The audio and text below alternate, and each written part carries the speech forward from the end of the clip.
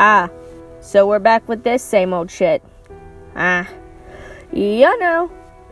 that time of year, except I'm in the middle of January. I mean, oops, not really oops, I've been busy. So before we start with our actual top 10 list, let's go to the dishonorable mentions. Ma. It was a horror movie based on a woman who had a backstory of being bullied and now takes it out on these kids to try and be cool again? Question mark? We get her backstory and then it's like, okay, we get it. You were the bullied girl. Okay.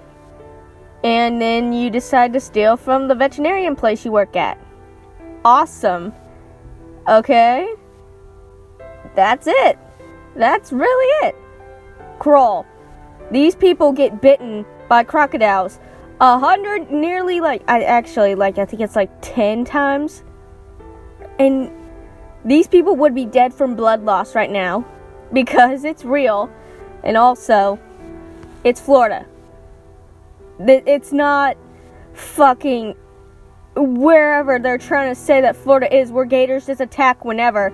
If there is an actual tsunami, tornado, whatever, most of them are going to go in hiding and not attack people who are stealing from a local convenience store. Most of them are going to hide, and you're going to find most of them in the crawl space. So it's okay. Ugly dolls. It was kind of boring. A bunch of famous singers like Pitbull and whatever country singer. Is it Blake Shelton? Is that it? I feel like I'm wrong. I feel like I'm very wrong. But anyway, it had the Toy Story feel, or Toy Story thing going on there at the end there anyway. And also, ugly dolls aren't really ugly. They're just okay. And apparently this movie was supposed to be made a few years ago. So that tells you a little bit. And when we had it in theaters, actually, it didn't do well, so it was there for 2 weeks, and then it left. So yeah, that's how good it went, guys. Maleficent 2. This one actually had some good fight scenes, and I like how they kind of brought back some of the old characters, but then it was why did you bring back some of these old characters if you're just going to kill some of them off? If some of you have seen Maleficent 2, then I'd be yeah, this is obviously what happened. And there's a fight for no reason, really. There kind of is, there kind of isn't. Aurora is still needing people to do stuff for her. And she's still kind of weak. Yeah. 47 meters down, uncaged. It had a good premise, and it was actually kind of interesting to have these sharks that were blind, but they roared like the fucking Jaws from the fourth one. They roar. And it's set in the Mayan temple. It's an underground temple. Near the end, it started to get kind of stupid. Because you could have been hey, just come towards the boat. And also, the boat people don't just come and get them either.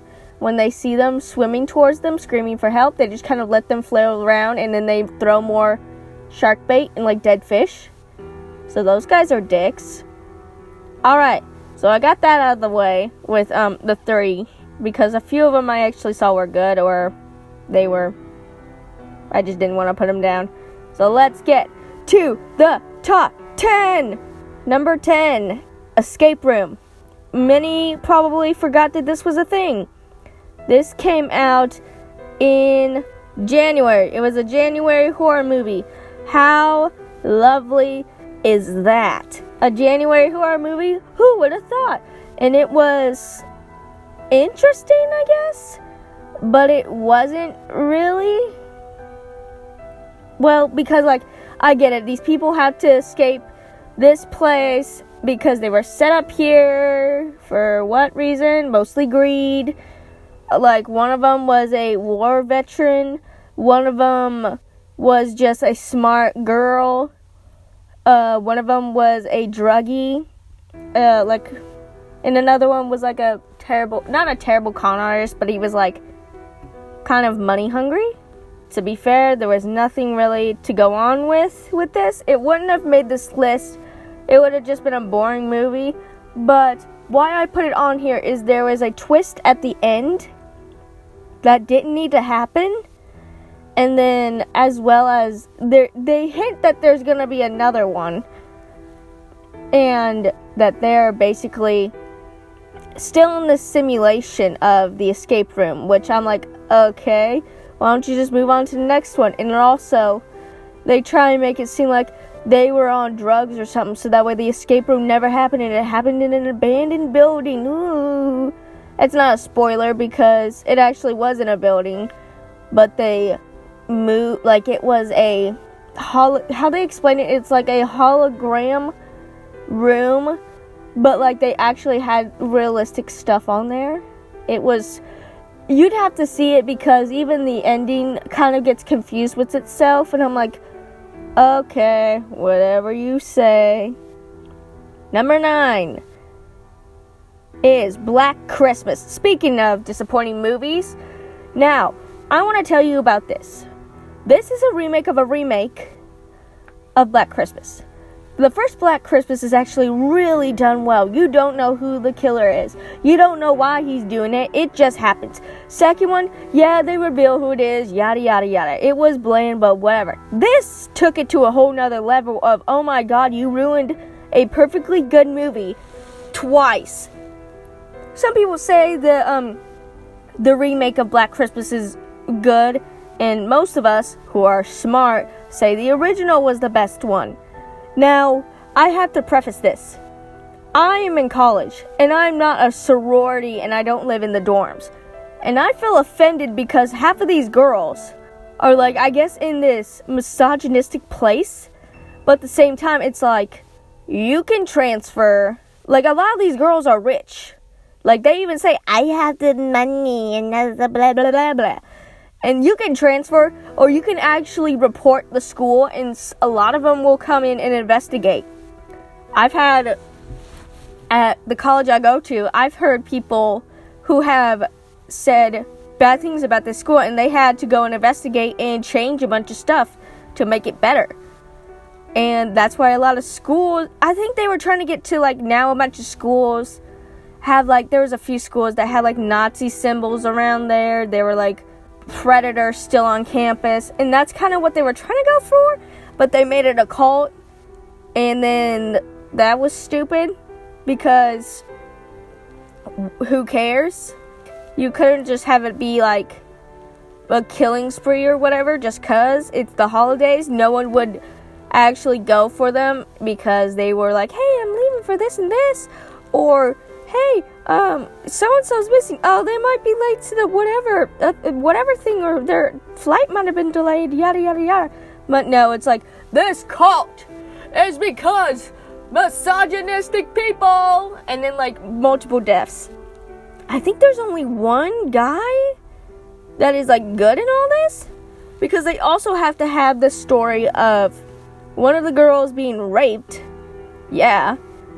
And that's, like, her whole character trait, is that, like, she was this. Move on. And I'm like, oh my god. No, and someone in the movie actually told her to get over it. And I was like, oh my god, are you kidding me? No! What? Stop. That's not funny. This kind of made me cringe after, like, I hated this movie after they told her to get over it. That's not funny. And then they also victim blame her, which that happens too. Like, victim blaming happens a lot more than what you think. And I was like, oh my god, stop. I'm cringing. I hate this. This is awful. But my favorite part is the end credits song where it's up on the rooftop, but it's like they edit it to be like up in the frat house. It's funny because it spells like sex, and it talks about being attacked and all that shit. Yeah, you can watch that or listen to it. Actually, I think it's free on YouTube to listen to. Maybe, I don't even know anymore. Number 8, one of the 3 live action movies that are on here. Oh, what's the other one? Lady and the Tramp. Lady and the Tramp is okay, but let's go to the first one. That is Dumbo on this list. Oh my god, I hated these characters. The only character I liked wasn't even the animals. I liked Danny DeVito. Because in one scene, he's in the bathtub and the muscle man is trying to do taxes or whatever. And Danny DeVito comes up for the water and goes, baby. I love that man. That man is a saint. I love Danny DeVito. But story is that they get an elephant. The elephant has a baby. But also, pushing Dumbo aside, is these kids and their dad who just comes back from war. I don't think they actually say what war, but I think it's like World War I. Maybe it's Vietnam. I'm not too sure. And he has no arm. He comes back and he finds out that a bunch of the people were sick. His wife is gone because she got sick, leaving the children behind. And his daughter is an ass. She's like, I don't want to be in the circus. I want to do stuff with science. And I'm like, bitch, you can use your science here in the circus. Not only that, but you don't have an education, really. So fuck off. And the son is just kind of, hey, look at this. Hey, look at that. I'm going to run over here now. Goodbye. It's not really interesting. And then whenever they go to this new circus, because they see Dumbo can fly, which it's not really. Explain your science on that, little girl. They meet this the new place where Dumbo's supposed to fly and all that shit. Oh, actually, I forgot something. They meet a Russian trapeze artist who falls in love with the dad. Whatever. Kind of boring. No, because I hated the little girl. I wish she would have died in that fire. I really did not like her. She was annoying as shit. She would not shut up.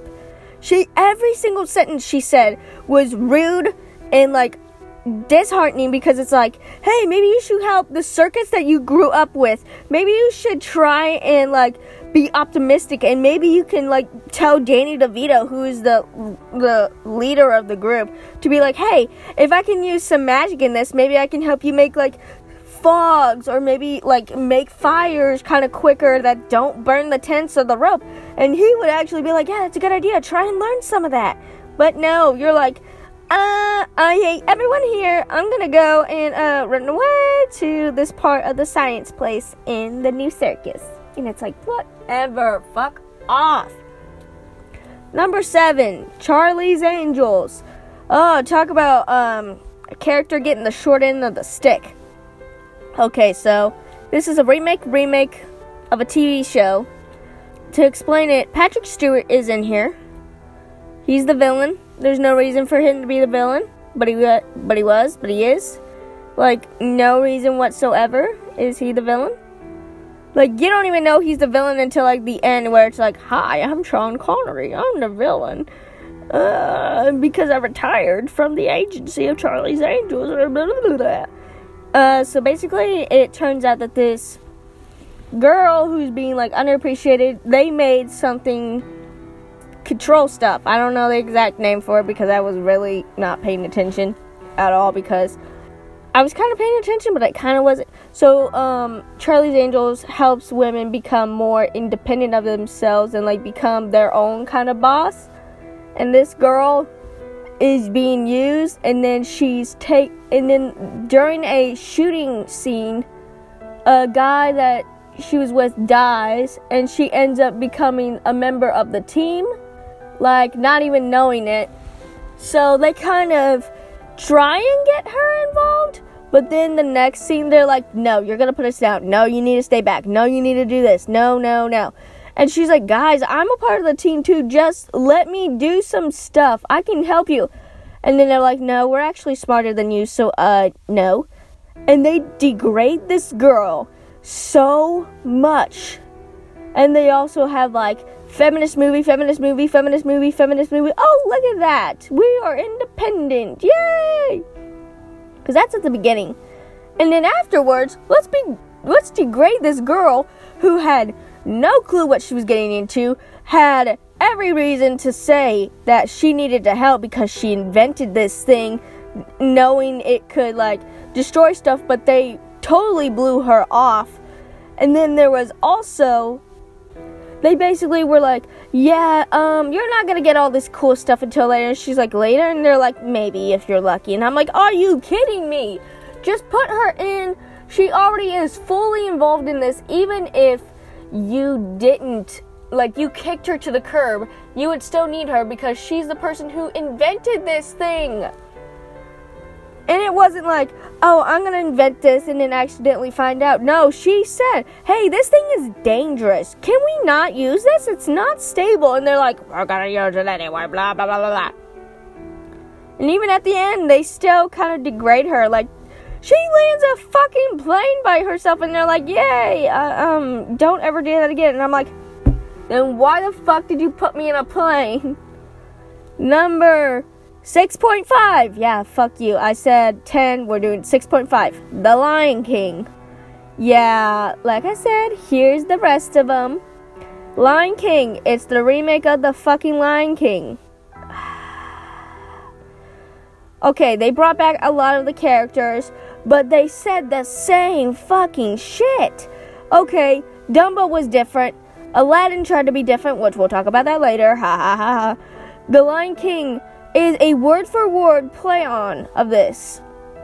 They had Mufasa back, but he sounded tired. Like, throughout the whole thing, remember how everything the light touches is our kingdom. He said it like this. He said, everything the light touches is our kingdom. And I said, my bro, he's tired. He probably has said this the whole time for every convention. I'm glad they brought him back, but I wanted Scar. Like, the voice actor of Scar, he was very like, oh, posh. I don't even care. Like, I don't care.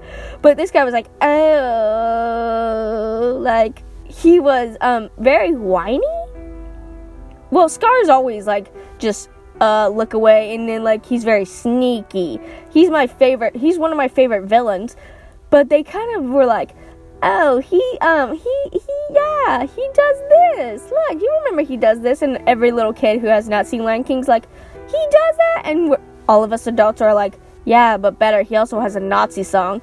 Really? Yeah. They don't sing the Nazi song. They kind of do, but like, they talk over it, like, they don't really sing Be Prepared. They don't have the dance number. Okay, I understand you can't do the dance number for Be Prepared.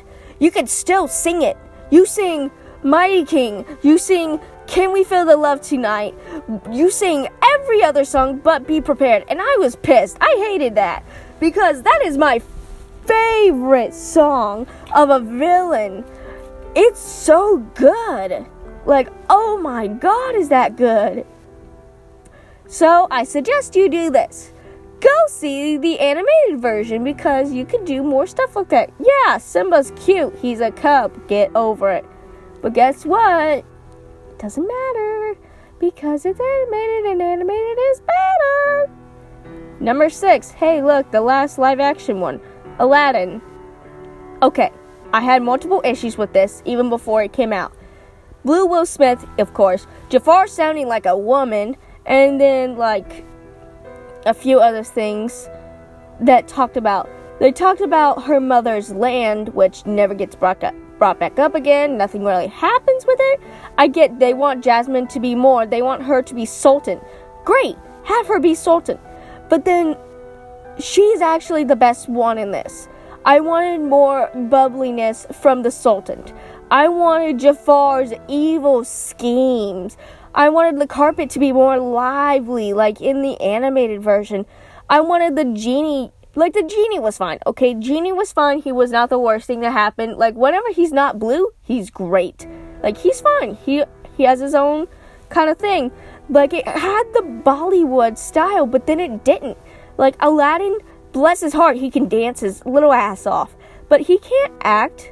And also, the saddest thing is that he has not found a job since this. And that's a shame. Because if he was to actually do like a song and dance, kind of like Grease or West Side Story, I think he would be perfect for it because he can dance. Like, he's really good at it.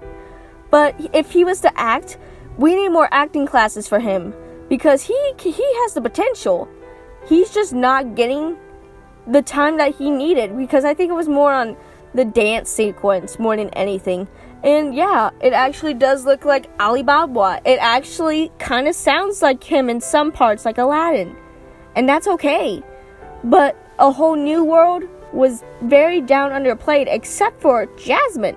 And Jasmine gets her own new song too, which is later cut off by her being like, I'm a strong, independent woman. And then she also Thanos snaps people with golden dust. Also, Jafar does not turn into a snake or turn into a genie, which that was his whole character. And that's why Return of Jafar happened. You know? And then, oh man, I forgot Abu, the fucking parrot. They don't really have anything either, because I remember in the movie, in the original animated movie, they had like Abu like so lively, like he was a sneaky little thing. And then I remember Gilbert Godfrey's little voice. I remember his voice so vividly coming from that parrot, and that I could still see him and I'm like, yeah, that's him. But shit, if they done it Bollywood style, I think that would have been great. That would have been cool.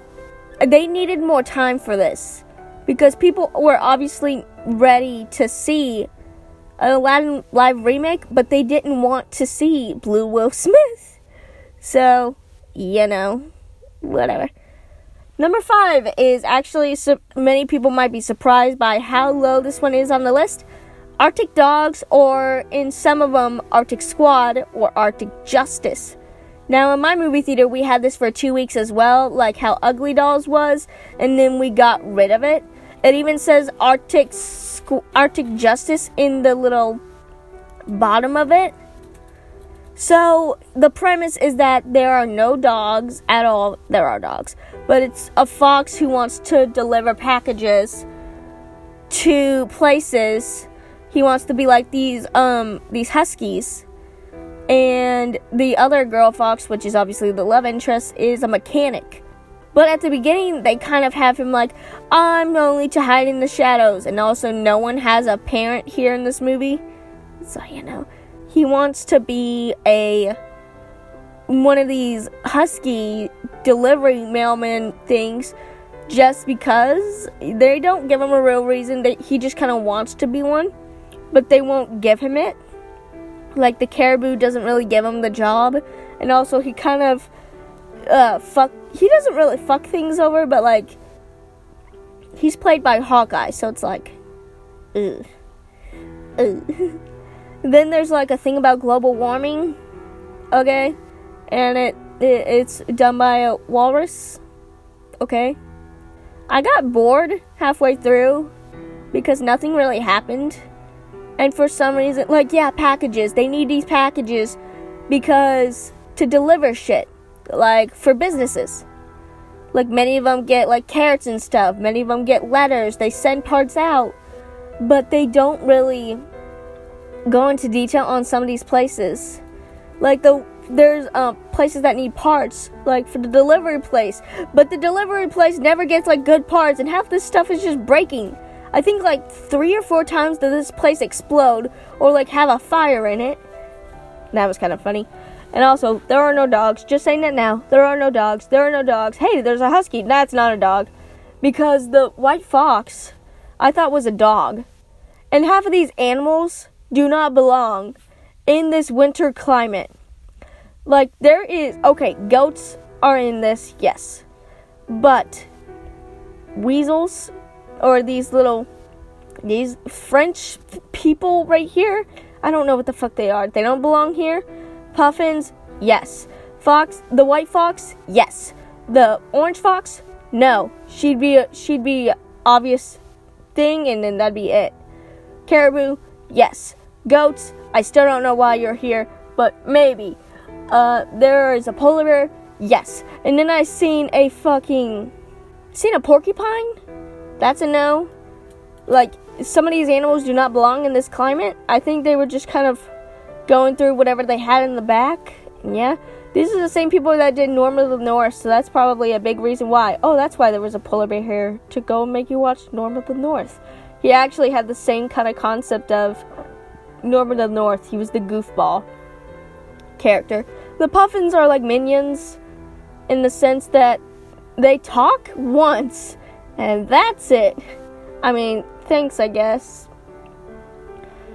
I would suggest people to watch this just to see what it'd be like to actually see a once big budget movie go down in shambles. Because it was like over $1 million or something like that.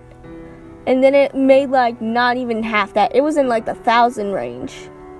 And I went, oh God. Like, that's sad. Number 4, Countdown. Another terrible horror movie that we had for 2 weeks. Countdown is the evil thing that's on your phone. Countdown was one of those movies that was a haunted app on your phone. Ooh, it was boring. I was so bored. Oh my God, was I bored. Because I also got confused because there was one girl that's killed at the beginning. And I thought it was the main character's sister, but it's not. She's just a blonde that looks like the other girl. And I was like, okay. So basically what this app does is a countdown to your death. Like, some of them have 80, some of them have 6 days, some have 6 years, and then some of them have like a few hours to live. And actually, the main character's sister has like 80 something maybe years to live, and then like it can fuck with your life.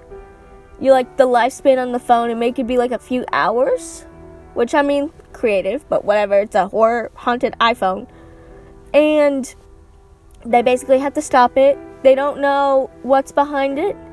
They just know that like it's evil and it's probably from Satan, maybe, I don't know.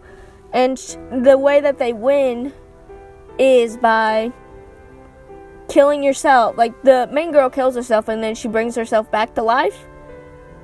And I'm like, okay. I mean, smart because she's a nurse, but okay. And then there's also a side plot of a doctor who is like very perverted. And he's gone, but he also has the phone on his app, and then he's killed. And then I don't think he's killed. I think everything's fine with him, but like many people come up and say that he did this stuff and he's arrested, which in the hospital I don't want that happening, but you know, they also have her maybe get a boyfriend, but he's killed, but you know, YOLO, whatever. Is it worth the watch? Absolutely not. Do not watch this. Do not give this money to this company. Aladdin. Do not. Actually, please give me this app so that way I can kill myself quicker. I actually tried to see if they made this app on the Apple Store or whatever. They have not, but I have seen the exact looking icon on the Apple Store, but it's not for that. So that was a missed opportunity, actually. Why the hell? Number 3, Dark Phoenix. Now, I'm not really into the X-Men stuff, but I had rewatched a bunch of them before seeing Dark Phoenix. And, of course, a couple of them are good, a couple of them are bad. You know, Logan is always a good choice. But this one was supposed to be the last one from Sony, or from Fox. And I can say this wholeheartedly.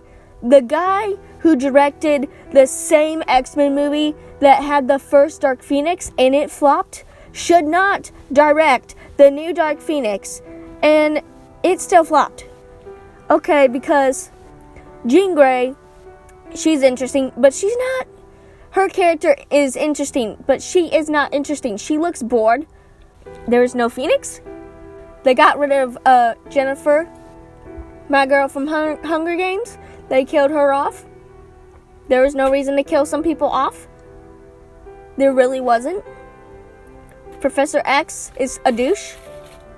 I mean, he's played by the guy who is in Glass, which, fair enough. He doesn't do a bad job, but he's portrayed as an awful person. They have Magneto in here, and he looks super young. Like, he's super young. Because, like, Professor X was always, like, the bald guy. He kind of just looked, you weren't too sure how old he looked. But, dude, Magneto is young. Like, holy hell.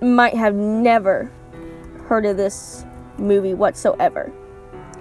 And that is Leo da Vinci, Mission Mona Lisa. This came out in 2018 in Italy. It was a 2019 movie. I remember it coming out a while ago, like whenever we got How to Train Your Dragon still in theaters. And when we seen the poster, we were like, is that Flynn? No. For some reason, it's not. We also have like 2 anime voice actors in this. They also steal a bunch of like looks from How to Train Your Dragon. But it's whatever. And yeah, one of the main girls is Lisa, like Mona Lisa, get it? Leonardo da Vinci, get it? Also, did you know in old times, Leonardo da Vinci fought pirates? You didn't? Well, there you go. I want to actually review this movie personally. Like, I want to review this movie so hard. You guys don't know. I actually want to show you what the poster looks like in our room. It's on the wall of shame. It didn't sell shit. So what is the plot? Leonardo da Vinci, that's who, or Leo da Vinci, I'm sorry, is an inventor and also somehow gets involved with pirates. That's it. And then also the one girl's farm is burnt. Okay. He's basically finding treasure on this pirate ship, but the villain is like who we see for 1 second, not even a second, like a few minutes in the movie, and it's like, oh yeah, I forgot you were a thing. And also the best friend is nearly killed at the beginning, and the best friend is also kind of sidetracked to the side because, I don't know. I really don't know. So, what I can tell you is, please watch this movie. It's bad. Please watch it. I will review it maybe. But, oh my god.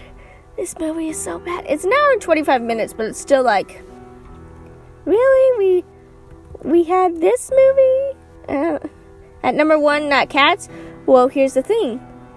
Cats took time. This looks like it was rushed. Very, very much. And I can say that wholeheartedly.